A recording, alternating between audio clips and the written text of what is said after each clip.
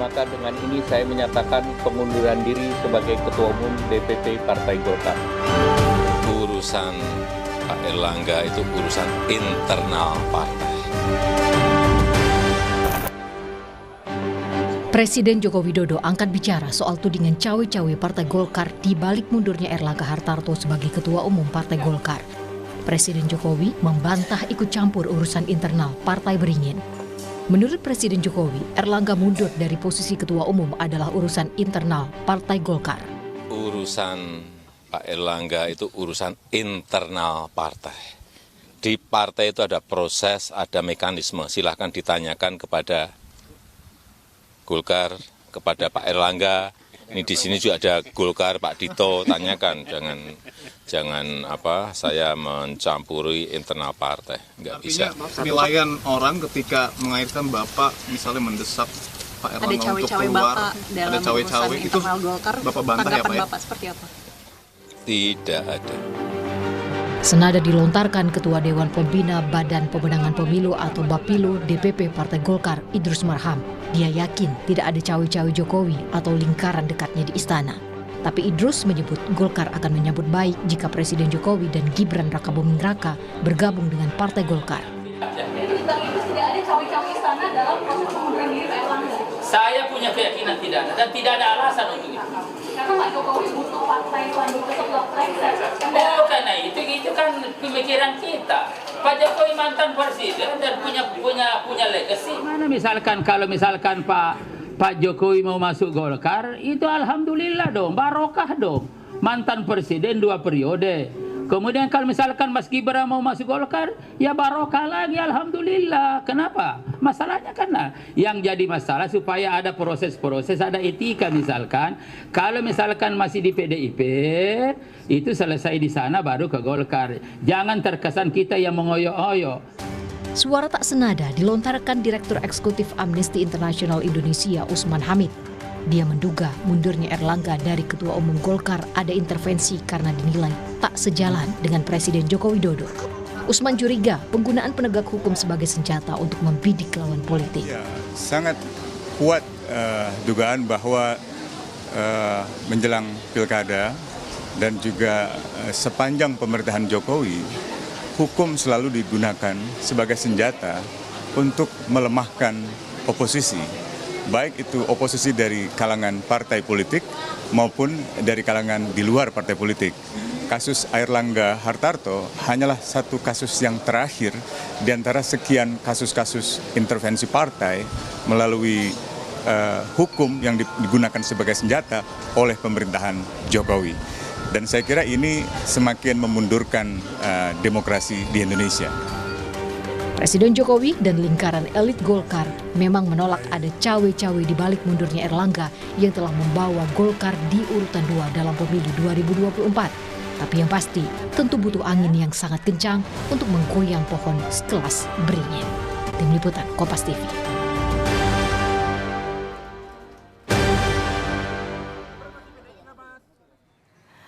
Mundurnya Erlangga Hartarto sebagai Ketua Umum Partai Golkar kemudian membuahkan tanda tanya dan juga spekulasi di tengah publik. Bahkan muncul juga spekulasi adanya cawe-cawe dari Presiden Jokowi di balik mundurnya Erlangga Hartarto. Apa betul mundurnya Erlangga dari Ketua Umum Partai Golkar ini adalah langkah atau upaya dari Jokowi untuk menguasai Partai Golkar?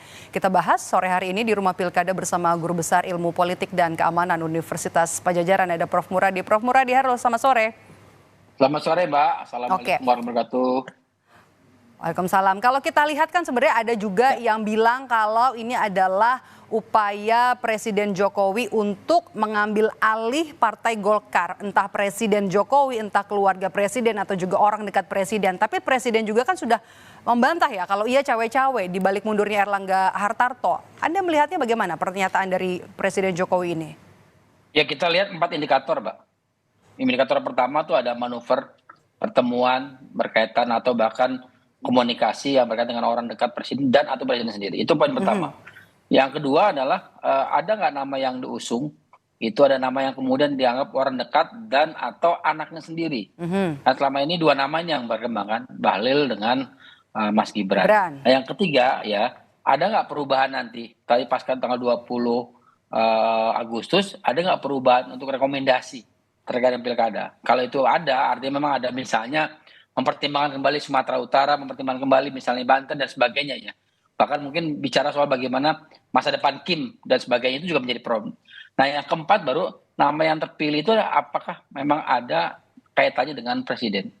Kalau 4 hal itu kemudian kelihatan terjadi, maka bantahan presiden nggak ada artinya di mata publik. Artinya buat saya ini yang kesekian kali presiden membantah, tapi dalam fakta berikutnya ternyata berkebalikan dengan apa yang menjadi bantahan presiden. Saya kira itu aja indikatornya. Jadi kalaupun misalnya tiba-tiba dibantah, faktualnya misalnya ada manuver, ada pertemuan, ada pengkondisian dan sebagainya. Contoh begini, agak unik sebenarnya. Contoh agak unik misalnya Bahlil ya, klaim sudah mendapatkan 34 Suara.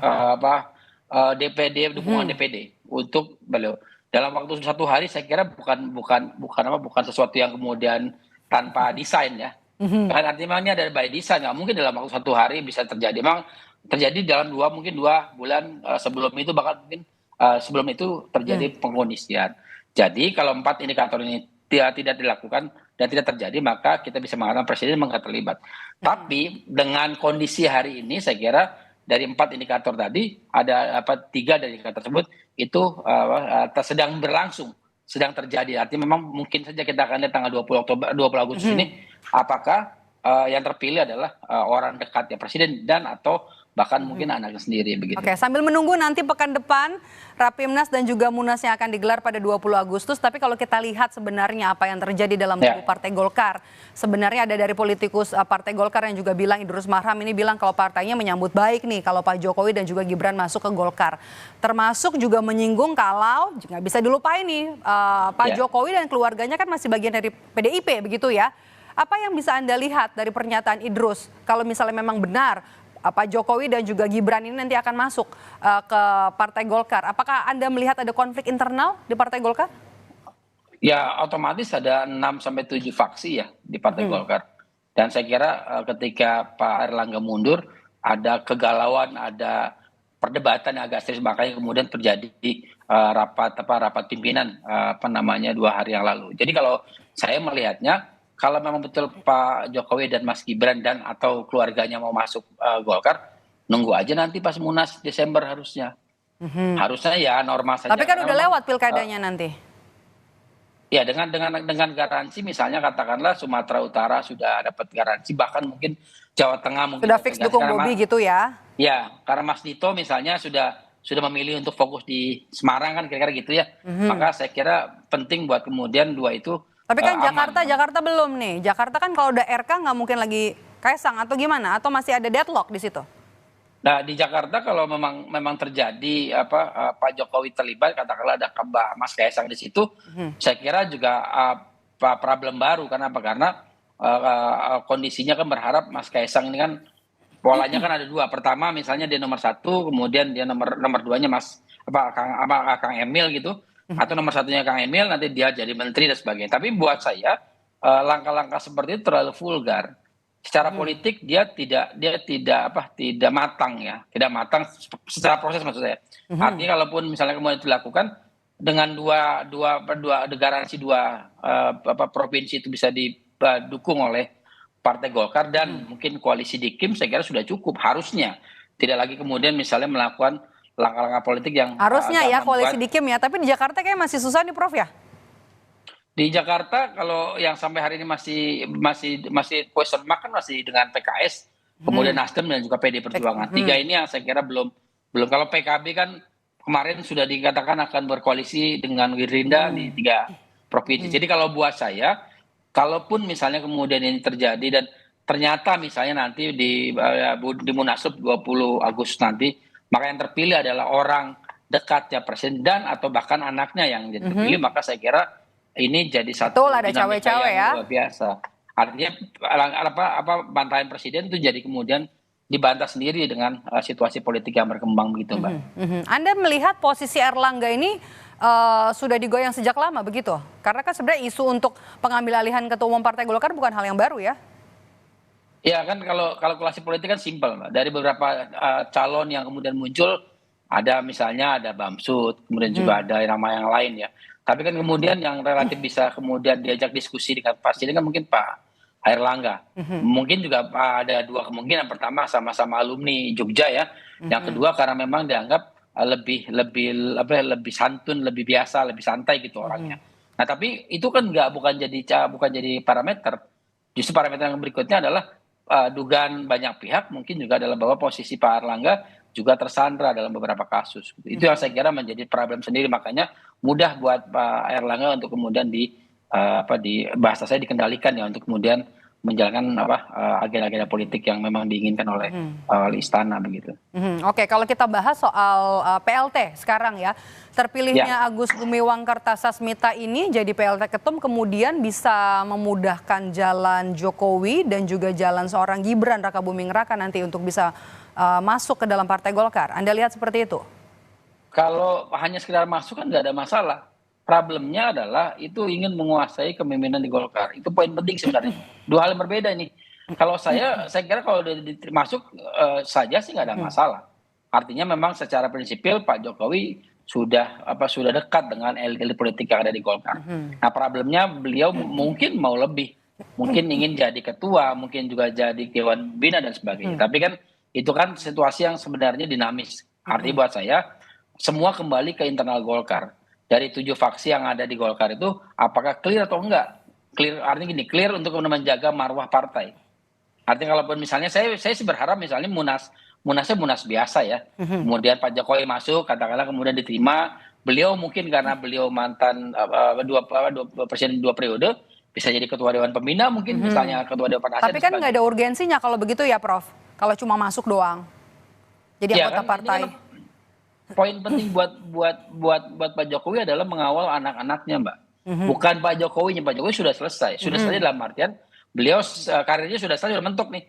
Wali kota, kemudian gubernur dan juga presiden. Jadi kalaupun sekarang beliau ikut di Golkar semata-mata untuk menjaga garis tangan politik anak-anaknya. Saya kira itu juga menjadi salah satu poin penting kenapa beliau kalau dianggap misalnya cawe-cawe itu semata-mata untuk kepentingan itu. Gitu. Oke, kalau gitu setelah terpilih sebagai PLT Ketua Umum, apakah kemudian jalan Agus Gumiwang untuk jadi Ketua Umum akan mulus meskipun sebenarnya sudah semalam itu sudah menyatakan bahwa tidak akan maju atau akan ada sosok lain yang akan menjadi Ketua Umum Golkar, Bahlil Lahadalia yang kuat? Ya kalau melihat pola yang dilakukan manuver Pak Bahlil ya, itu kan secara prinsipil dia sudah kondisikan mungkin 3-6 bulan yang lalu. Bahkan mungkin dugaan saya setelah pemilu Februari 2024 yang lalu. Dia melakukan itu karena ternyata dalam hitungan jam, bahkan saya nggak nyampe 24 jam, itu diklaim ada 34 DPD yang kemudian mendukung beliau. Artinya apa? Artinya memang ini sudah dalam kondisi by design. Nah pertanyaan berikutnya, by design oleh memang apakah Bahlil yang kemudian menggunakan ini sebagai kepentingan dia pribadi ya, untuk memudahkan dia mengendalikan Golkar, atau memang dia adalah desain dalam konteks subordinat dari kekuatan besar. Ini yang saya kira perlu kemudian kita dalami. Apa artinya Mbak? Lihat indikatornya Mbak. Indikatornya paling simpel menurut saya, fokusnya pada itu aja. Kalau buat saya ketika pengen AGK ngomong begitu memang ada ruang baru yang kemudian coba berupaya untuk kemudian diisi. Nah siapa yang kemudian ruang itu? Kebiasaan di partai di Indonesia ya. Itu di Indonesia bukan cuma Partai Golkar. Orang yang kemudian dijagokan tidak muncul. Selalu kayak gitu. Kemarin kan nggak kelihatan Bahlil ya. Alasannya ya karena beliau bukan pengurus partai. Tapi poin penting sebenarnya dari posisi itu bahwa memang yang sedang disiapkan adalah Pak Bahlil itu sendiri. Hanya saja kemudian kita akan lihat apakah Pak Bahlil cukup berani misalnya untuk bisa mendrive 7 faksi orang-orang kuat yang termasuk ada di Golkar untuk mengubah ADART juga kalau begitu ya. Kan tidak memenuhi syarat. Di Munaslup kan akan terjadi kalau itu terjadi. Kalau memang itu ternyata benar 34 itu clear ya, maka sudah lebih dari 50% plus 1 untuk mengubah ADART. Dan nggak ada masalah di situ sebenarnya. Kalau betul ya, kan kita mau lihat bahwa memang posisi Pak Bahlil betul-betul memang disiapkan atau tidak. Kalau betul-betul disiapkan, maka sebenarnya apa yang terjadi dengan perubahan ADART memungkinkan sekali, bahkan lebih dari 2/3. Artinya apa? Artinya memang jalan mulus untuk Pak Bahlil. Paling tidak itu dalam konteks klaim yang bersangkutan ya. Tapi sekali lagi di Golkar itu kan dinamis ya. Ini kan partai tengah yang kadang-kadang ngelihat dinamika sedikit dia akan bergeser. Agak lain Jadi ya, karena sering dua kaki di pemerintahan ya. Betul. Jadi maksud saya bisa jadi misalnya begini. Saya merasa bahwa sudah aja Partai Golkar sementara oposisi untuk 2 bulan ke depan. Nanti masuk tanggal 21 sudah jadi bagian pemerintahan. Mungkin nggak? Mungkin banget gitu. Tinggal kemudian mau tidak Golkar kemudian mencoba 2 bulan itu gini loh Mbak. 2 bulan itu untuk melakukan konsultasi internal. Artinya apa? Secara prinsipil saya kira itu bukan waktu yang lama. Tapi itu cukup untuk Partai Golkar untuk mengkondisikan bahwa di 2024 nanti pasca pelantikan Pak Prabowo, daya tawar Golkar jauh lebih tinggi dibanding sekarang gitu. Kira-kira gitulah. Dibanding sekarang ya. Oke, kita tunggu nanti masih pekan depan nanti digelar Rapimnas dan juga Munas Partai Golkar. Terima kasih sudah bergabung bersama kami Guru Besar Ilmu Politik dan Keamanan Universitas Padjadjaran, Prof. Muradi. Sehat selalu, Prof. Sehat selalu, makasih Mbak.